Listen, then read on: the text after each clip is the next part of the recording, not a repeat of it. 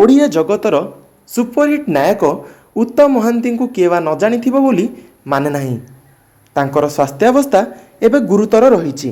ନିଶ୍ୱାସ ପ୍ରଶ୍ୱାସ ନେବାରେ ଅସୁବିଧା ହେବାରୁ ପୁଅ ବାବୁସାନ ସୁଟିଂ ସେଟ୍ରୁ ଫେରି ନିଜ ମା ଏବଂ ନିଜ ଧର୍ମପତ୍ନୀଙ୍କ ସହିତ ଉତ୍ତମ ମହାନ୍ତିଙ୍କୁ ନେଇ ଏକ ଘରୋଇ ଭୁବନେଶ୍ୱର ସ୍ଥିତ ହସ୍ପିଟାଲରେ ଆଡ଼ମିସନ୍ କରାଇଥିଲେ ଏବଂ ସ୍ୱାସ୍ଥ୍ୟାବସ୍ଥାରେ କୌଣସି ଉନ୍ନତି ନ ଆସିବାରୁ ଏୟାରବସ୍ ଆମ୍ବୁଲାନ୍ସ ଜରିଆରେ ତାଙ୍କୁ ଦିଲ୍ଲୀ ସ୍ଥିତ ଏକ ଘରୋଇ ହସ୍ପିଟାଲକୁ ସିଫ୍ଟ କରାଯାଇଥିଲା। ବର୍ତ୍ତମାନ ଉତ୍ତମ 5 ଜଣିଆ ଡାକ୍ତରୀ ଟିମ୍ଙ୍କର 24 ଘଣ୍ଟିଆ ନିଗରାନୀରେ ଅଛନ୍ତି। ଯାହା ଜଣାପଡ଼ୁଛି ଉତ୍ତମଙ୍କୁ ଲିଭର ସିକ୍ରୋସିସ୍ ରୋଗ ହୋଇଥିଲା। ବର୍ତ୍ତମାନ ଲିଭର ଟ୍ରାନ୍ସପ୍ଲାଣ୍ଟ ଏହାର ସଠିକ୍ ଉପାୟ ଏବଂ ଉତ୍ତମକୁ 66 ବର୍ଷ ଛୁଇଁବ ଏବଂ ସେ ନିଜ ବୋହୂ ଅପରାଜିତା ଏବଂ ନିଜ ନାତି ଗୁହାନଙ୍କ ସହିତ ଖୁବ୍ ସୁନ୍ଦର ମୁହୂର୍ତ୍ତ ବିତେଇଛନ୍ତି।